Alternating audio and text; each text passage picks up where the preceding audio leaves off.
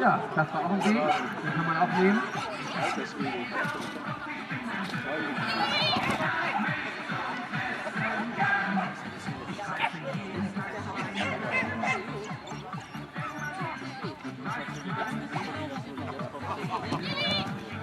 Aber die hat ja keine Chance, hier überhaupt weil ja noch was passiert da. Also hier schon kontrolliert wird.